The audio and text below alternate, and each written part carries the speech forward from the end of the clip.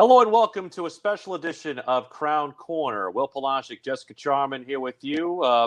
We initially had recorded a episode of Crown Corner on Monday. As you can see, I'm not in my usual haunt right now. I'm in New York City in Midtown Manhattan. Jess is back at her ranch in the South, and obviously this week was going to be a little bit of a different week anyway because of no contest, so we felt maybe that on Monday we could record a Crown Corner and get a little bit of R&R, but unfortunately, events being what they are, we have to talk about, and it is our duty to talk about the dismissal of Miguel Angel Ramirez as the head coach of Charlotte FC, and we did want to at least give you at least what we know and our observations about why we think this might have happened and what it means for the club going forward. Jess, your initial thoughts of the fact that we're now dealing with an interim head coach situation now with Charlotte FC? Well, firstly, I learned to leave my phone on loud. I woke up with about 24 missed calls from Will and freaked out a little bit. But now I understood once I woke up and got to it, I realized that sleeping in was a mistake that morning. Listen, I was just as surprised as a lot of people. It was a timing-wise, a real shock. But the more that we've got into it, the more that Will and I have deliberated about things that we have noticed over the course of the season, the more that we as journalists have kind of gone on a deeper level with the sound bites that we've heard. We look at every time that we are in a presser, we look at the way that people talk, and Will obviously with the unique perspective of seeing some minutes of practice that are open to journalists. And the more that we sort of dug into it, that shock and surprise that hit me on the morning of Tuesday has kind of turned to a understanding. And that's not to say that we're not sad. You know, everyone wants things to run smooth in the inaugural season. Everyone has a lot of happy memories of Miguel Angel Ramirez. And I'm hoping that that won't change because there were some really special moments during this season. But the more that we think about it, the more that we maybe understand that this is a move by the club that makes more sense than from face value for people that don't know everything that the club does. Now, by the grace of the club's generosity as rights holders, we get access to a lot more than the regular media gets to see.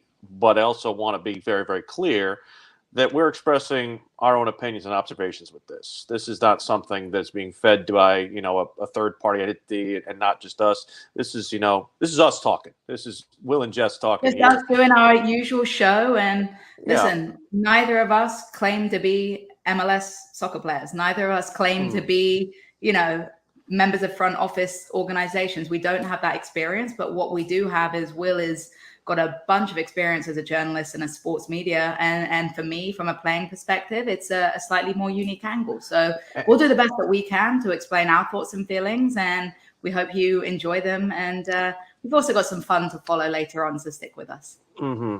So firstly, the outward statements made by Miguel Angel Ramirez in the press, I think they had to be a factor. Again, we're doing this from an analyst standpoint. We're not necessarily heard this directly from anybody with the club, but I do feel like when you look at it from the abstract sense, this was not a results-oriented decision. I think a lot of this had to do with a lot of deeper-seated issues.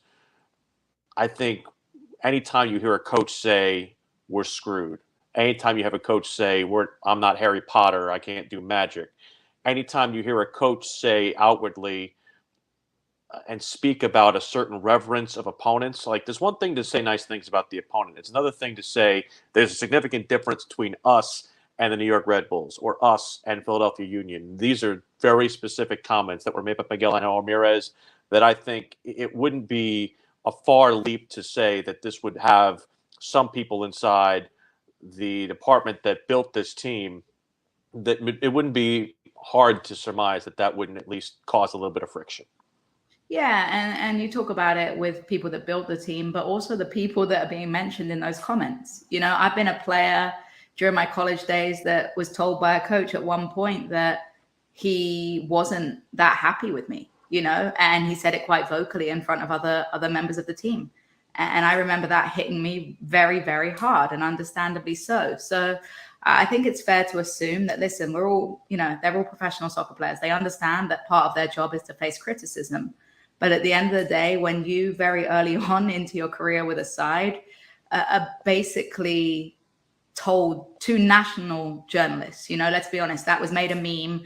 That was something that was stuck fun of across teams. It's been tifos at away venues. It's been, you know, retweeted hundreds and hundreds of times. If you're a player, even if Miguel came and said that, hey, this isn't really about you, it's frustrations about other situations, I'm just venting, it would be impossible to not start to question whether your manager has trust in you. And unfortunately, again, I've been in that position where, as a player, when you think your coach doesn't have trust in you, not only does it make you feel some kind of way about them, but it also affects you as a player. It affects you. You want to prove yourself, but you also lose a bit of confidence in yourself. So I think that comment so early on already shaped the journey ahead. Then will you mention Harry Potter and the comments on salary and all of these things that made for, look, we laughed at them, let's be honest. And a lot of journalists did. It made for very good sound bites. It made for very good tweets. But in reality, when you think about the long-term impact that those comments made to both the players and the leadership team, it did feel like it was starting to get a little too personal. And look, people will say that we should be able to criticize, you know, and there should be more openness between relationships. But again, if it's affecting player performance at that point, or, you know, I'm not saying this is what happened because I have no idea, but if it would affect people coming to you, I'll tell you this, if I heard a coach talking very negatively about his team, I don't know if that would be a team that I would necessarily feel thrilled to sign for.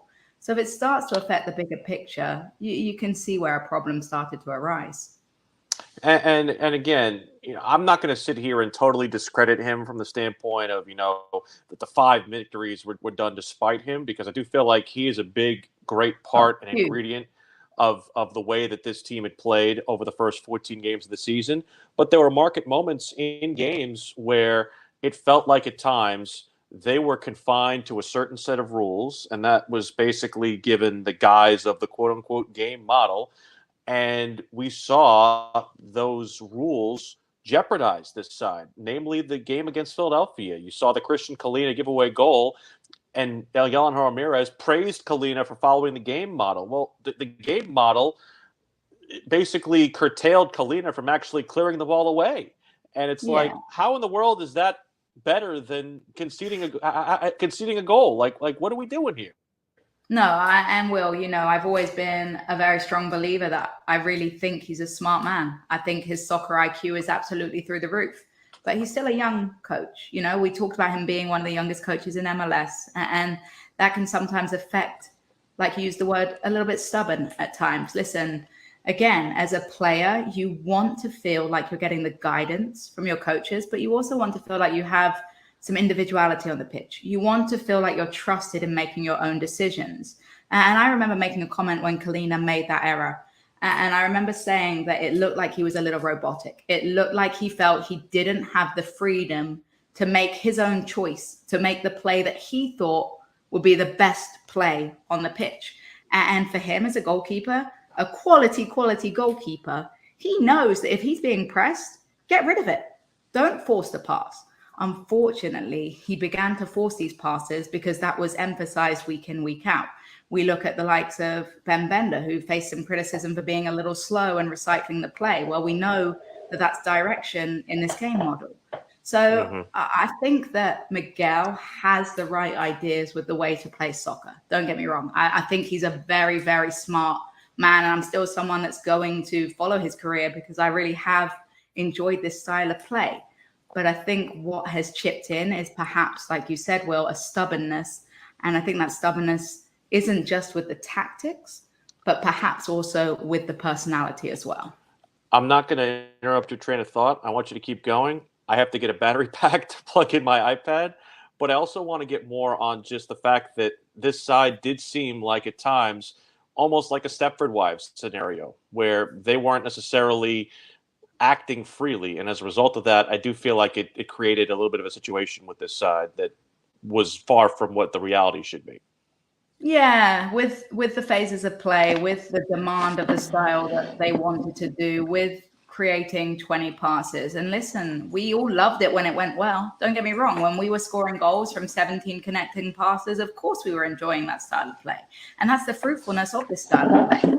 But at the end of the day, something that you and I called for time and time again in the broadcast was to mix it up a little bit, to throw in the long balls now and then, to diversify it, to counter even if you don't have the numbers ahead of you. And it felt like you say, Will, at moments, players weren't necessarily making what they thought was the best decision as a player. And listen, if you're playing at this level, most of the time you have a decent understanding of the game. And I think with a lot of the players that we saw, they wanted to be able to show a little bit more of their individuality, a little bit more of their flair. And some of that was being, I want to say, silenced by a need to play the game model. But again, I want to get it out there that I like this style of play. It just felt like at times it was robotic, I think would be the word that you used. And I do feel like, you know, Jess mentioned the fact that I do get to see a little bit more of the training sessions as a rights holder, and Jess has even seen a little bit of it as well. The times that we're happy seemed very forced.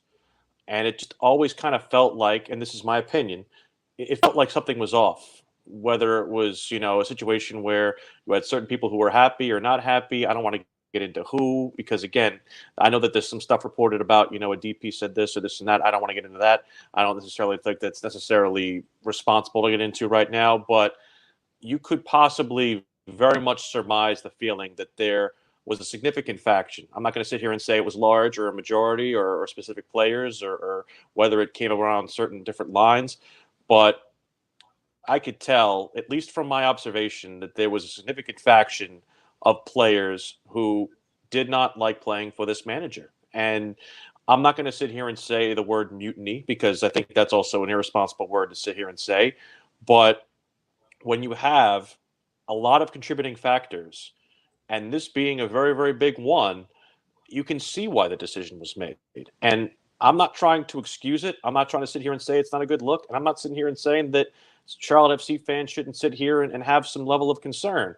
But what I do think, and I think this is something that Zoran did say, and I believe him when he says this, is that we made this move because we like the talent on the roster. We like this move because we feel like we can make a postseason. And we felt that the manager was going to be a deterrent from doing so. And as a result, that's why the decision was made. It wasn't made because the season was lost. They could have made this decision at the end of the season after the season was lost, or it turned for a worse, or whatever else. And they did not want to make like this season was a completely lost season. I think the reason they make this move for Lattanzio is he has a very great pedigree. He has an MLS experience to his pedigree, and they also are a believer in the talent that's on this roster that they have built that really feels like they can actually make things happen when it comes to those expectations that they said before the season, making the postseason, making a postseason run, and having a postseason home game at Bank of America Stadium. I think all those goals are still attainable, and that's why the move was made. And I think the next few weeks are going to be huge from a fan perspective, from a broadcaster perspective, from the club perspective, because at the end of the day, when we see the results, when we see the style of play, there's something called a new manager bump, right? You often see that players, when they have a new manager, want to prove themselves. Hopefully that can come at New York Red Bulls at home. But then the next few games are going to be key, because that's going to say a lot. Are we going to see adjustments in body language? Are we going to see adjustments in freedom of play? Are we going to see adjustments in the style? And if Charlotte FC continues to be successful without Miguel, it's going to say a lot about the decision being the correct decision. It's going to say a lot about the decision showing that there was a reasoning behind it that not everyone can understand. And listen, Miguel was a fan favorite. You know, we know there's a lot of heartache right now, but at the end of the day, we support Charlotte Football Club. You know, we as fans support this team without whoever's at the helm, right? And I think that the next few weeks are going to be key. I can't wait to see Bank of America Stadium filled against New York Red Bulls. I think it's really important that these players see that they are still having that fan support. And I think it's going to be a really key couple of months to show what we can do. And as you mentioned, the manager replacement is full of a high pedigree, plenty of MLS experience, which we've been criticized so much for not having, an understanding of MLS. Miguel was very vocal about how he realized coming here that MLS is a different breed, right? It's a different style of play. There's different rules. You can make an argument, Jess, that again, without the head coaching experience being a very key difference, you can make an argument that Lattanzio's got a better pedigree than Miguel does. He coached under Roberto Mancini, Patrick Vieira, Fabio Capello. I mean, he's learned under some pretty smart football men. And while Miguel was probably more of a self-made man in that sense, and Miguel has got a trophy to his name in South America, and I'm not sitting here and trying to bash Miguel and say that he didn't have a pedigree to become a head coach, but I do feel like Lattanzio is a name that, you know, if this change was made and he wasn't kept on, he might have gotten a head coaching stint somewhere else. And the fact that he has been, you know, on a side that eventually won an MLS Cup with NYCFC, like this is a very smart football man. And also just at training, you can see the players take to him. A lot of them would stay afterwards and work with Lattanzio on the technical skill offensively. He is somebody who actually has that grab that you see with players, and it crosses all those lines too. You know, it seems like he's somebody who I just think fits better. And I understand folks will be critical too of, you know, oh well, you spent all this time to try and hire this man. You don't know what you're getting until you actually see him coach the team. Right? No, and you mentioned the pedigree of Lattanzio, and it's going to be a really good pedigree because he has that MLS experience. He was well sought after. Crystal Palace wanted him to come and help with the assistant coaching role, but he chose Charlotte Football Club. And I think you mentioned, Will, the relationship that he's building with his players.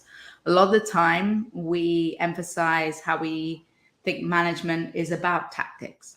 It's about, you know, skill set. It's about training ground stuff. But so much of management, the coaches that I remember that had the biggest impact on my career are the ones that connected with me on a personal level, that cared about me as a person, not just as a player. And that's not to say Miguel didn't care about his players, but I think that that's going to be the thing that maybe gets us in a better position, understanding players as more than just their number on the back of their jersey or the stats that they can offer. It's about investing in them as people as well. And one of the thing to keep in mind is that, you know, a manager sacking is far from a death sentence in this sport. And I know people will look at this and say, oh, well, like if they're coming from other sports and they see a manager firing, usually it means the season's over. But Tottenham sacked their manager 18 games into a season and got in the Champions League. And I say that as somebody who's a Tottenham fan who was like a big Nuno Espirito Santo fan. We got Antonio Conte, and we're playing European football next year. Hey, Reading sacked their manager, and they didn't get relegated. It's not quite as glorious, but at least we didn't get relegated, right? Nottingham Forest, they were in last, and they got promoted. Mm-hmm. Yep. And you know, and there's other opportunities. There's MLS parallels as well. Jason Kreis, NYCFC, got sacked in their first season there, and they're an MLS Cup champion. I mean, it's not in the same season, but again, they were able to build themselves to that, and it's very, very hard to hire a first-year manager in an expansion club because this is so unique. And the thing about, you know, trying to establish culture and trying to establish relationship lines, it's not something that's very, very easy or typically done when it comes to football. Most of these clubs are already well established, and as a result of it, you have to go through, I think, a little bit of those doldrums. It's not as easy as Atlanta United going to the playoffs in 1 year and then getting to a second year MLS Cup champion. Like that's a serious anomaly. Same thing with LAFC. Like those things just don't always happen. You sometimes have to go through a little bit of the muck. And quite honestly, if this is the muck, if being 2 points out of a playoff spot in your first season and having to fire your first year manager, if that's the muck, then honestly, it tells me that honestly the future is more bright than the folks who are writing those articles saying that we're dealing with a blank show. Like, they're not paying good enough attention, and they've not watched our games, and they've not seen the way that we've played and seen the way that when we have kind of the, I don't want to say the restrictor played off, I do feel like that this is a team that can still make all those things happen. Yeah, and it's funny you brought up expectation of these journalists, right? Well, a lot of the reason they thought we were going to be so bad is because of the comments that were made. That sort of Right. highlighted it, right? A lot of the journalists decided from day one that we were going to be wooden spooners. And now we've done better, not just because of the manager, but because of the players, the roster players. Not many people were expecting Brant Bronico to come out and be a superstar in this league. Not many people were expecting Ben Bender and his rookie to be a player that people are talking about all the time. And not many people were expecting us to sign the likes of Kevin Vargas, of Karol Swiderski, of all these players that are adding something in their ability. So I think it's important to remember that our expectations before the roster build was set early on by the front office. And as you mentioned, Wills, those were to make a playoff run, to have a home playoff, and to hit the attendance. And the attendance has been magnificent. And look, we're sitting within a chance, but the front office want to continue to hit those expectations. And that's why they're making these decisions, like Zoran Kaneta said in his press conference. And you mentioned, the start and the expectations and the mutedness of the expectations. A lot of that goes back to what we saw in Charleston. And I was there. We both watched all 3 matches.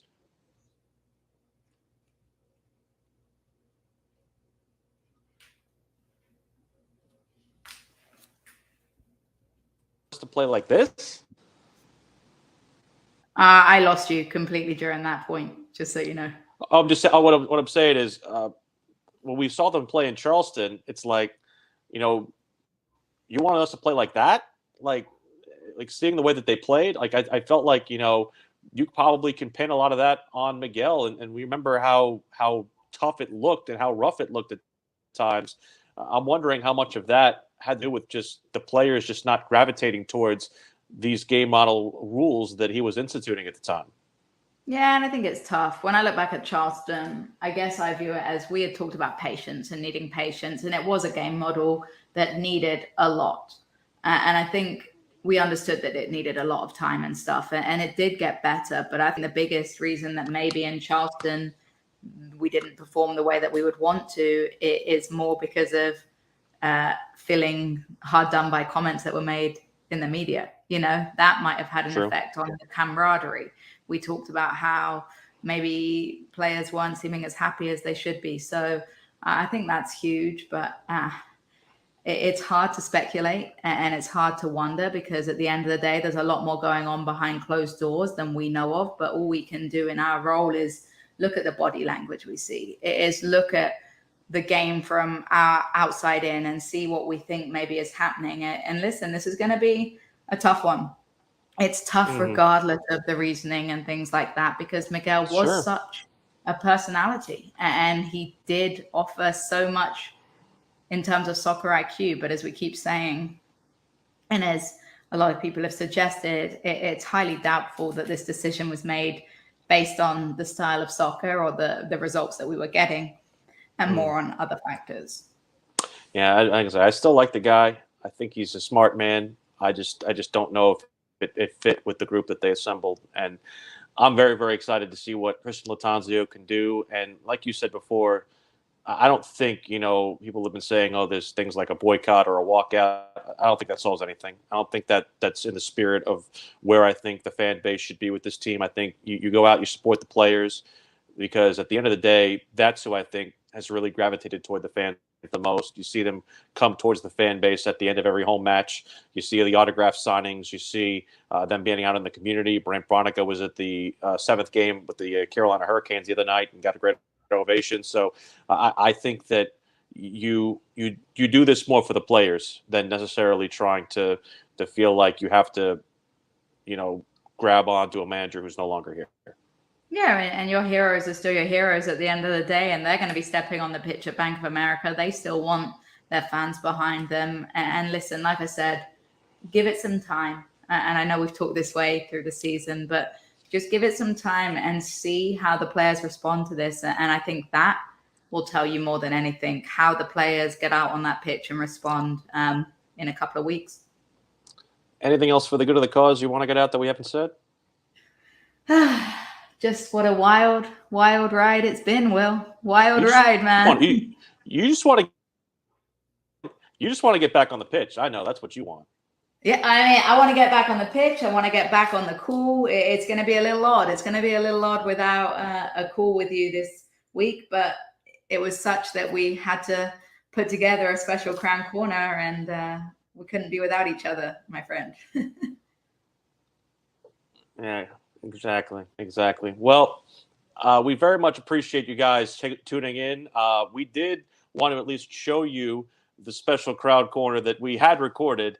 A lot of the information in it probably is a little passé and not. Just remember, we recorded this at Monday at 5:30 p.m. because a lot of what we said probably is no longer relevant. And if anything, if you're not enjoying it, skip through until the last 10 minutes, because if you listen to the last 10 minutes, you're in for a treat. We'll see you for the rest of Crown Corner. We'll talk to you for a full-length episode next week on WFNZ social channels.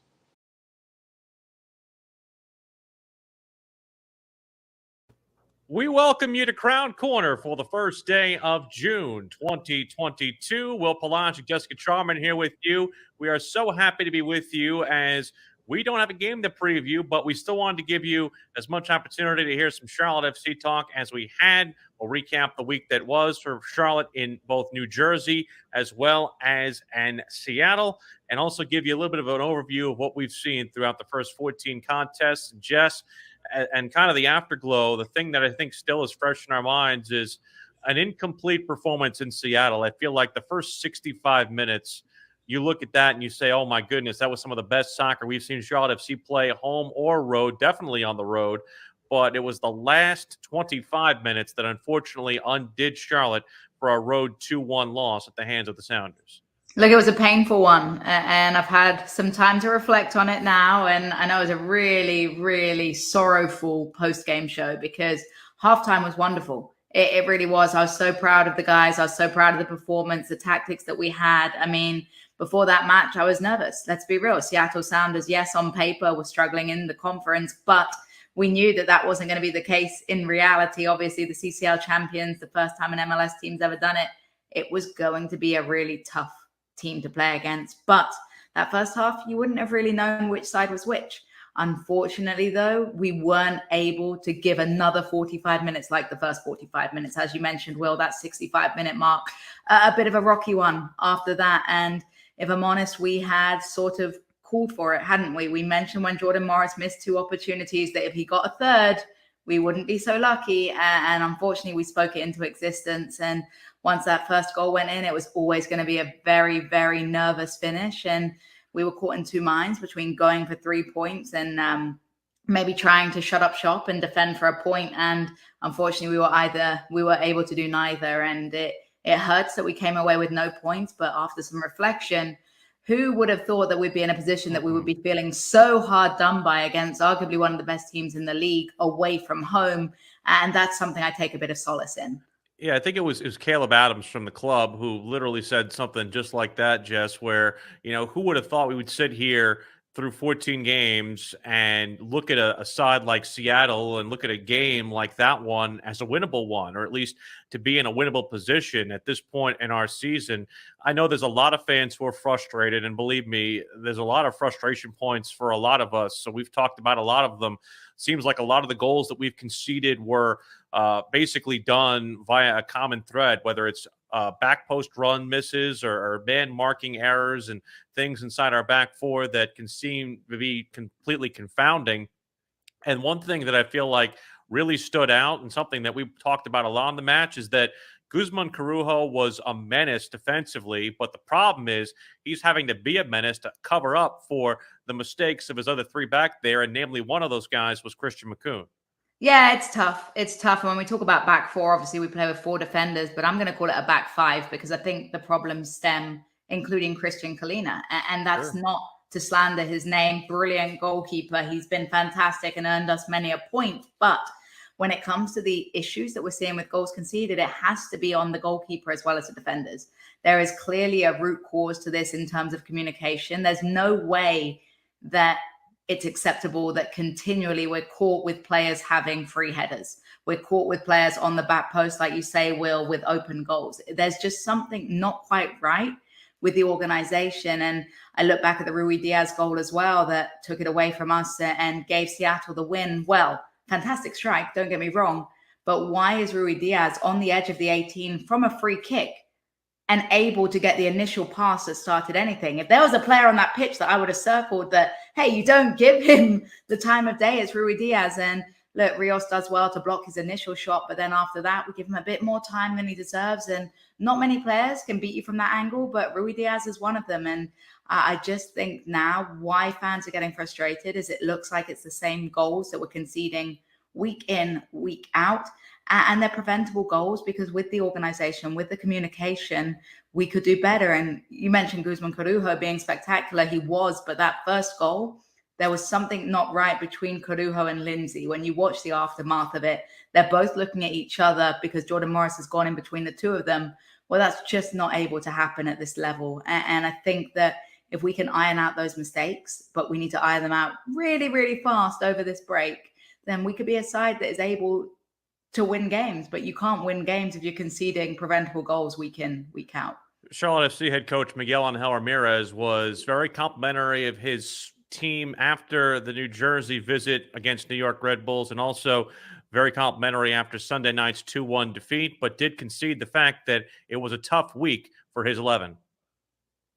A tough week because we couldn't get anything in the two games that, in my opinion, we did really well, and we compete, knowing the difference between Red Bull and Charlotte FC and the difference between Seattle and us. But we are in the way. We are in the way, and nothing but being very proud of the work of all the guys. And I know we're proud of them too. And it is hard that with this week, we weren't able to get anything out of two matches where between the two of them, we definitely had 90 minutes of good play.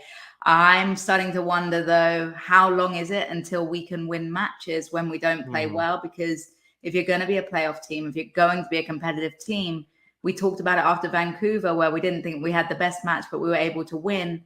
We've sort of got to start doing that more often. If you're not having the best performance, you've still got to be able to grind out and pick up some points. Well, part of it too, and I'm noticing this with the fan base, is that, I feel like there is a bit of a honeymoon stage. And I think a lot of the broadcasters in this league kind of said that, there are going to be some moments that are frustrating and there are going to be some moments that are full of jubilation, but there does come a landmarker where, sort of the same mistakes that are being made start to become unacceptable. And I'm hoping, and I'm very hopeful that a lot of those types of things end up turning around. You go around next week and you have Red Bulls coming into town, which is a revenge match for them. One would think they'd be motivated to play them at home, but then you go back on the road to play Columbus on the road, and then another string of matches against teams we haven't seen yet.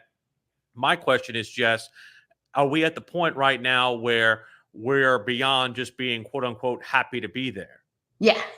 I think we are. And as we take this break, our first real break, it gives us some time to reflect on, how we started, where we've got to. And we had the excuse. And let's be honest, you and I used it on regular occasion. These guys don't know each other that well. These guys are all new on this pitch together. They're getting to know the system. Well, now you're enough of the season in, you're over a third of the way, and there's no more we're getting to know each other. We know each other pretty well now. There's no more we're trying to learn Miguel. No, yes, it's a complicated system, but it's time to wash away those excuses. And we want to be treated with respect from pundits across the league. And I think we deserve to be treated with respect. But in order to do so, we can't just use that excuse of being the new boys anymore. I think it's time that we start to realize that some of these mistakes we're making are no longer acceptable, whether you're in your first season or your 10th season in the league. Now, when it comes down to where Charlotte FC started this contest, I know you and I had some particular reservations about the lineup that Miguel Angel Ramirez employed, but he looked like a genius with the insertion back in of Ben Bender in the starting lineup. I know that we had been very, very critical of Ben coming into the match, but he was Johnny on the spot in the 21st minute, getting Charlotte FC's first goal of the match. And I do feel like that was just a snippet of some very, very good play from Bender and also improved physicality, which is something that I feel like we hadn't seen from him to this point of his rookie campaign.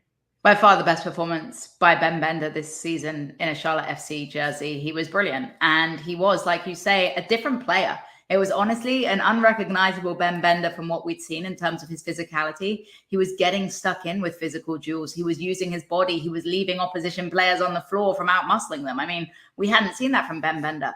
But what I loved was it looked like he had independent decision-making. It looked like he was believing in himself enough to take opportunities. We saw him take a couple of strikes from distance. We saw him pull out the save of the game from Stefan Fry. We saw him score a goal. Why did he score a goal? Yes, it's a tap-in, but it's because he gambled. He made the run that we wanted. He anticipated, and he was there, right place, right time. And yeah, I'll be honest with you. I've been a little worried about Ben Bender because he was hitting that wall. He hadn't been involved in much throughout the season since the good games at Cincinnati. And we were sort of wondering, has the league caught up with him a little bit? Does he need to spend some time out? But my feeling is that, as you mentioned in the pregame show on WFNZ, Will, that he's heard that there's some competition coming in. He's heard that an area that this club is looking for reinforcements and big money reinforcements is in that attacking midfield position.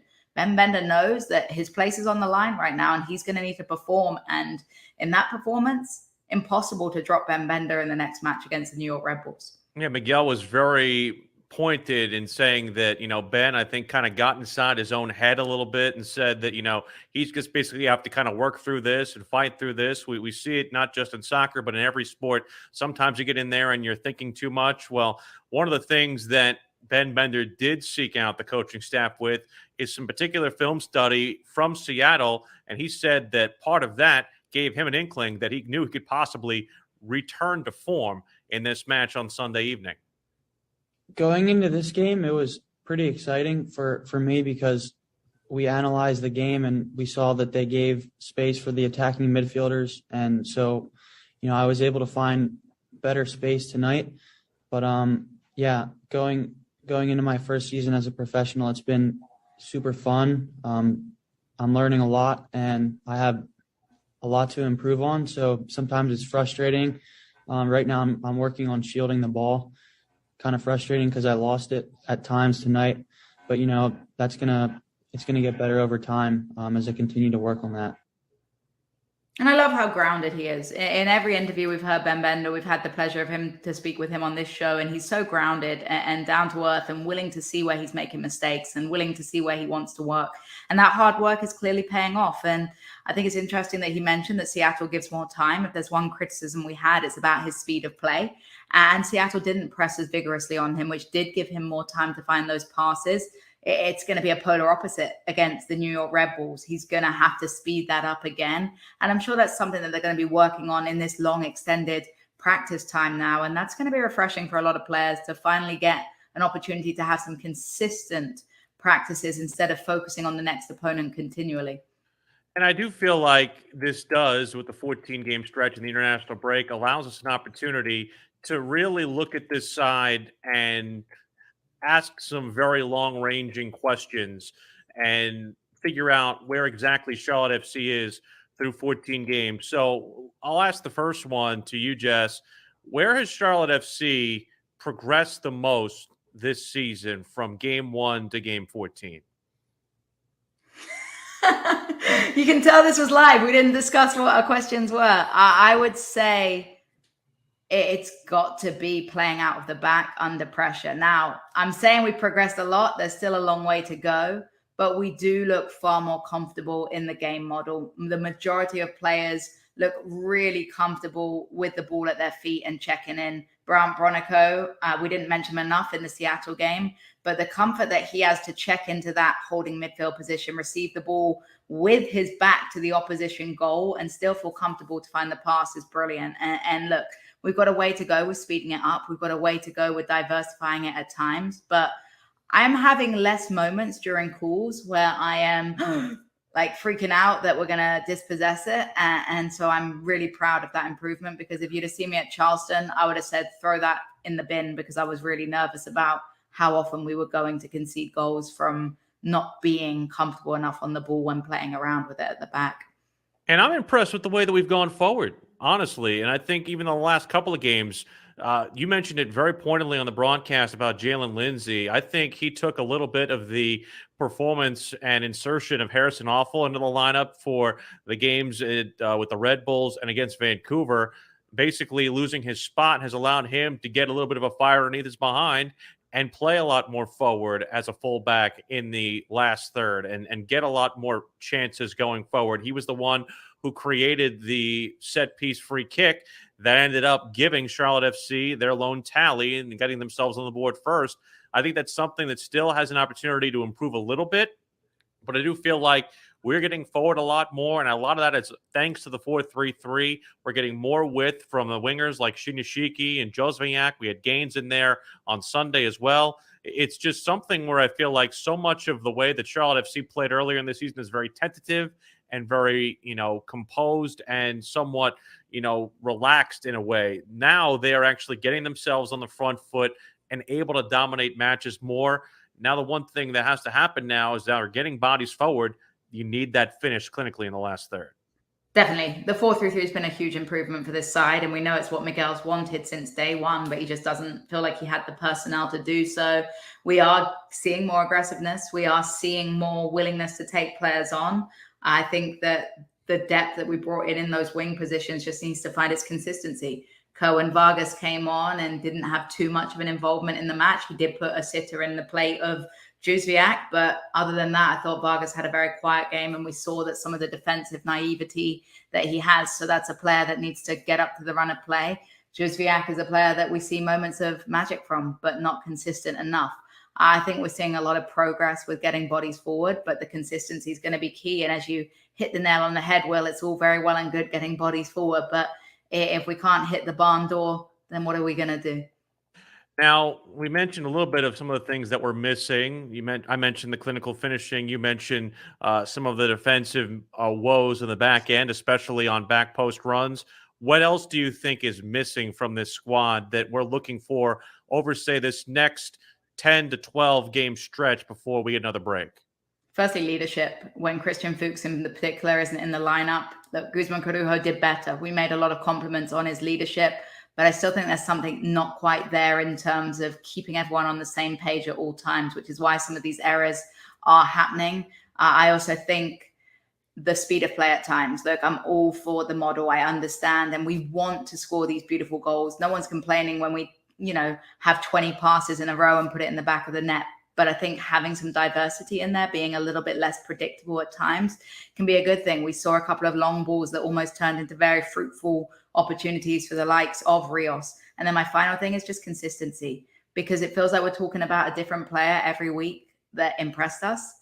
But very rarely is it the same player week in, week out. You can say the likes of Brandt Bronico have been consistent every match. You can say the likes of Guzman Corujo consistent every match. But other than those two players, it can be quite difficult to name a player that's performing week in, week out. Andre Shinyashiki had been brilliant. Thought he was rather quiet against Seattle, and Vargas had shown a lot of bright lights, but I don't think he was as spectacular in that match. So until everyone that we send out can be consistent, then you're always going to struggle, because not every player is giving their best every match.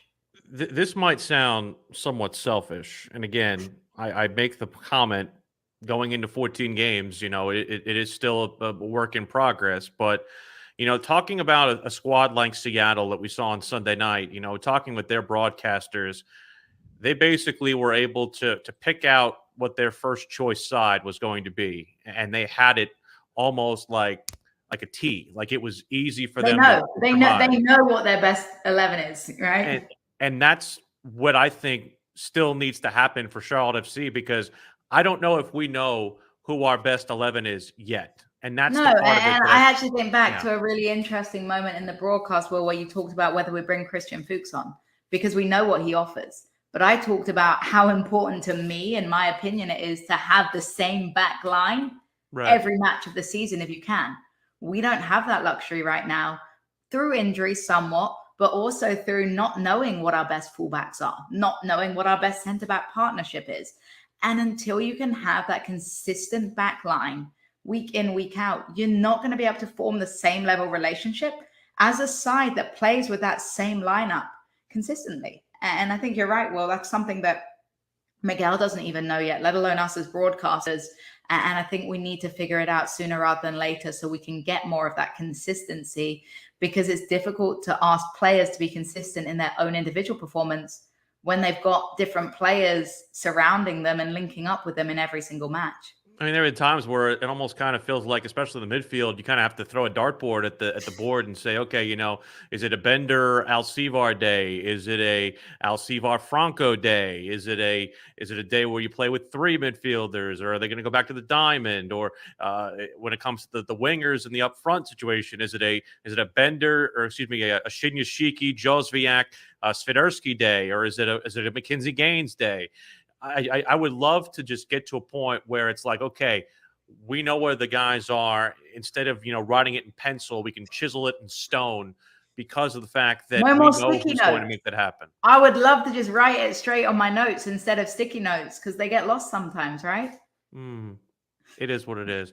But we do not want to make like it's been. I know we sound a little hard done now coming off of the Sunday loss, but we did want to at least use this particular podcast as we were 14 games in to look back on some of the great moments of the opening campaign. And here's a little highlight montage to tell you just how far we've come and how awesome it's been to this point of the season.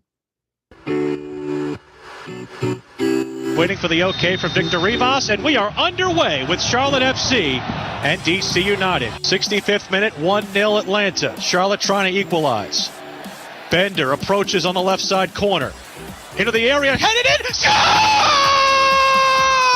Adam Armour has the first ever goal for Charlotte FC on a corner kick set piece from the youngsters. Unbelievable! Talk about super sub. It's a brilliant header. He leaps up above the defenders. It's a fantastic ball from Bender. I asked for a little bit more on the service. He gives me exactly that. Armour heads it home. Great angle, great power. Guzan, no chance. Charlotte FC ties it up, and Adam Armour in the history books forever.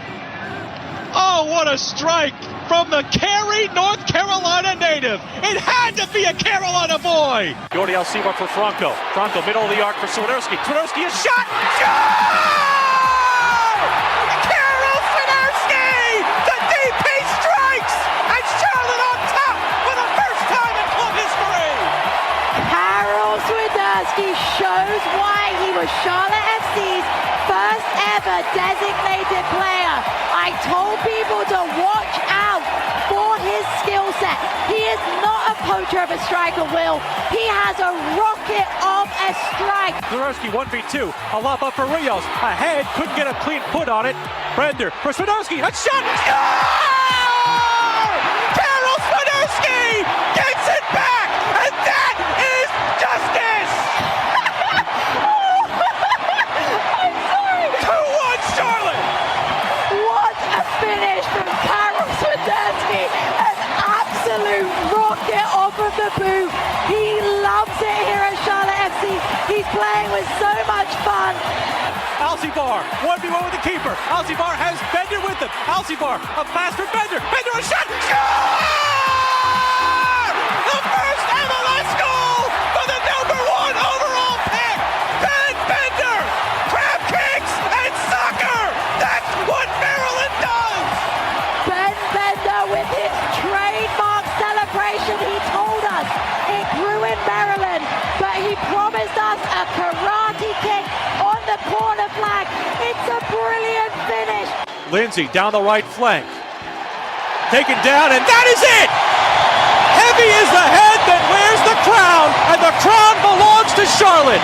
Charlotte FC with its first win in club history, 3-1 over New England Revolution. It's been a long time coming. We've had 3 prior matches of heartache, of disappointment, of bad luck, but the grind is worth the wait. The performance fantastic, the finishing fantastic. Not even some poor refereeing could cut away the victory on this one. I am proud of Charlotte FC. They deserve those 3 points. It's Swiderski, a shot! Score! Karol Swiderski, the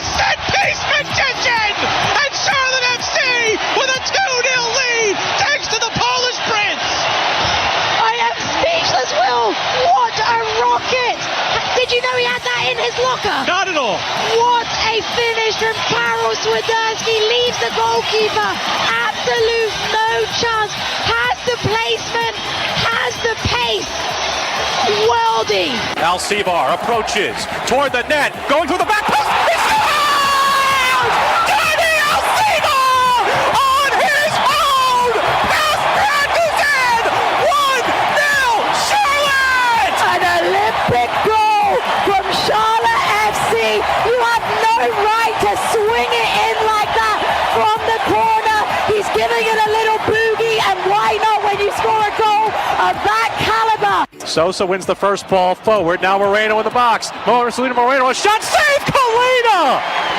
Oh, he was so big there to win that from Moreno. Another vital save from Christian Kalina down at his near post. Pulls it away with two big hands, positioning vital. Bronico across the kickoff spot with a little bit of space. Has Yordi on his left side. Passes to Yordi. Yordi in the area. Yordi with a cross for Shinyashiki. A shot is good! Andre Shinyashiki in his first game with Charlotte FC breaks the seal, and Charlotte FC on top against Miami. Shinyashiki got Willie P shimmying in the booth. He's a very happy man, and we've got 32,000 fans ecstatic with us as well. What a rocket of a finish from Shinyashiki. First time side netting. Welcome, Andre Shinyashiki, to Charlotte FC. In his first game in the black and blue, Andre is a giant. McKenzie in the middle. McKenzie with some room. Trying to play it for Rios. Karam's to the left side. It's TT in the area. That's for Rios. They score! Daniel Rios! His first MLS goal for Charlotte FC! And Charlotte on top in the late stages. 2-1! Tenacity from Rios. He had to get it right. He made the run. He held his ground. And he buries it home. What a way to get his performance. We've been begging and begging for Rios to find an MLS goal. So deserved. Carujo and Rios waiting for it. Alcivar approaches a shot off the post. Yes! They score! Ben Bender with his second MLS goal, and Charlotte FC have the opener in Seattle. Yordi Alcivar territory, a fantastic strike, and Ben Bender, right place, right time, reacts off the post quickest, catches the Seattle Sounders napping, and Ben Bender gets his second goal of the season. Couldn't miss it. But it's why? Because he puts himself in the right position. It comes off Stephen Fry's legs, and Ben Bender taps it home.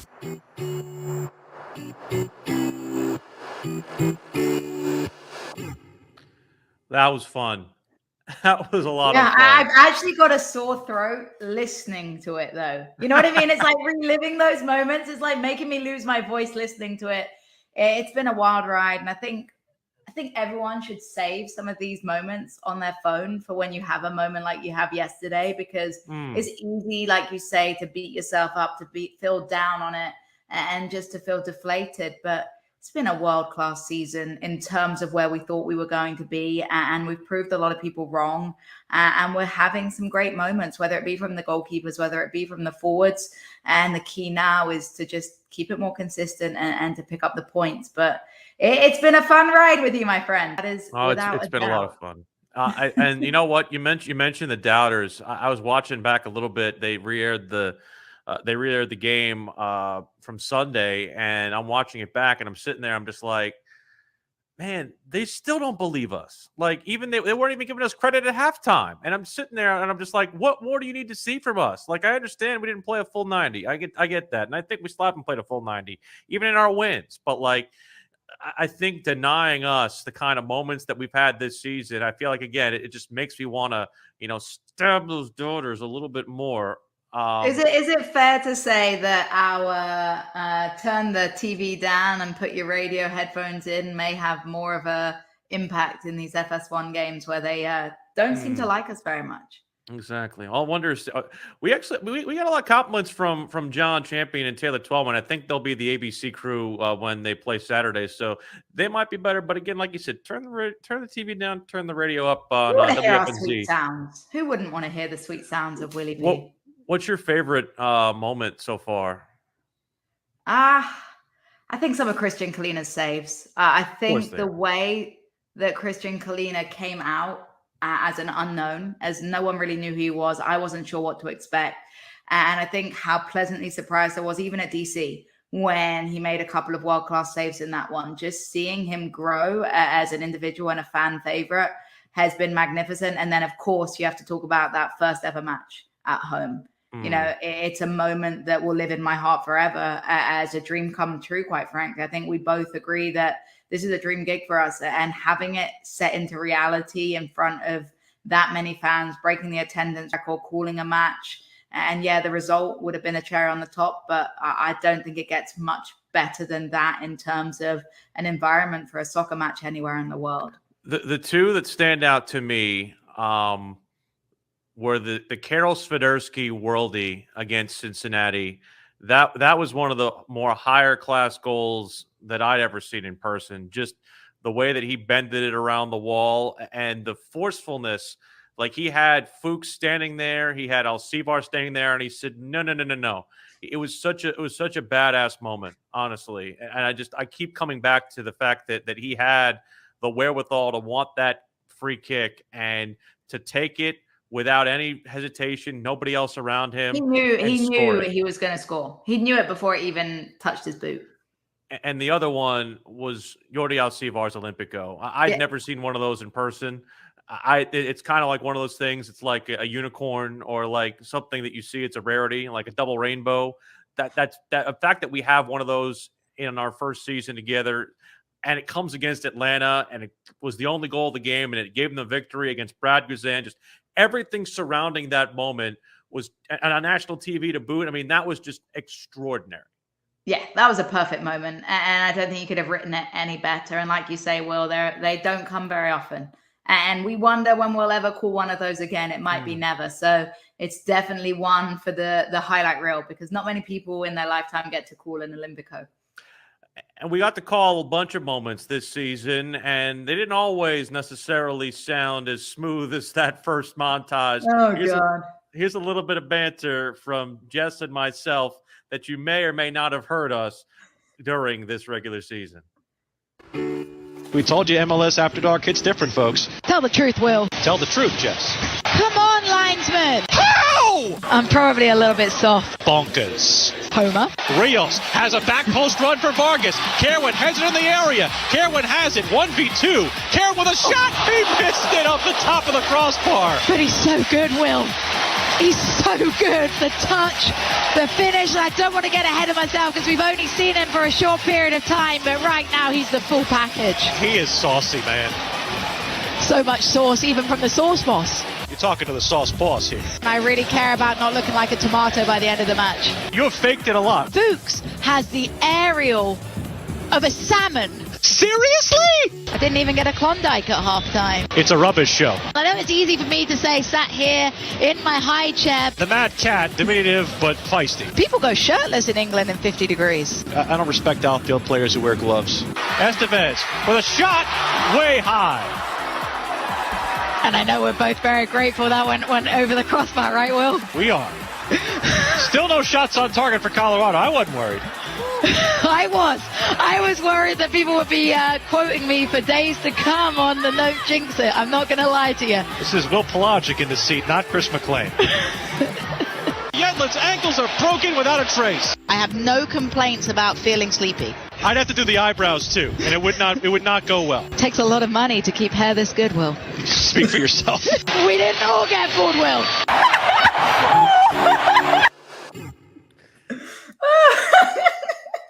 Okay, that was good. That was good, Will. Will is the montage master, and I think we might need to make this a bit of a thing more regularly, because I think that one's going to go very well down on the Twitters. You should see the ones that didn't make it. Like, there's plenty more that didn't make it. I could have made that one 3 minutes long if I wanted, but I may have some requests to make it longer, quite frankly. Well, I don't want to give all the way the milk for free, because I want to make sure that people listen to our broadcast. So that's a good point. That's the way it goes. It's definitely very special. I don't think you catch half of those Q bites on any other station anywhere. We do want to at least remind you guys that if you are still looking for tickets for that matchup with Chelsea, July the 20th, you can find them at the B of A box office, Ticketmaster, or charlottefootballclub.com. And also tickets still available for the next home match, the 11th of June, Bank of America Stadium against New York Red Bulls. I'm very much looking forward to this next one. I know we won't have it for another week, and we'll have a whole another week on Crown Corner next week to preview that match. But for whatever reason, and we've seen this with other teams who've come into the league, you don't always know who your rivals are going to be. Yes, we have a little bit of a geographic thing going with Atlanta, but this is really the first side that I've really felt a real bit of some animosity towards. It was nasty, and I loved it. It was nasty, it was chippy, it was physical, and honestly, I don't want to talk anything in existence in case it goes the wrong way, but I just have this inkling that match won't finish with 22 players on the pitch. Oof.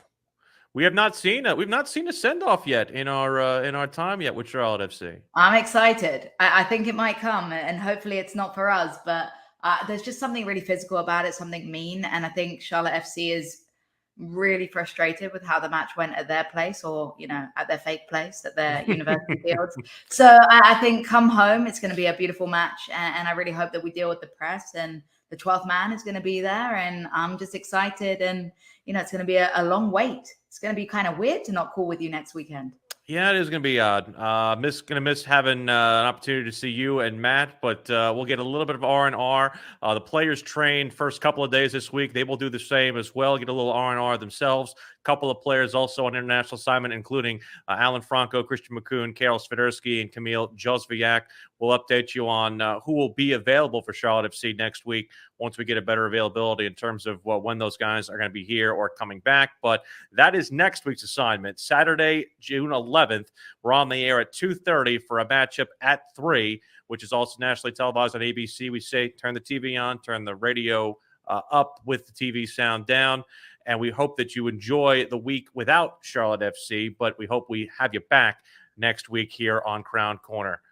For Jess, I'm Will. Enjoy your week off, Jess. Woo-hoo! Time off, baby. We'll talk to you next week on Crown Corner on Charlotte FC's home for everything involving this squad, WFNZ and the Charlotte FC Radio Network.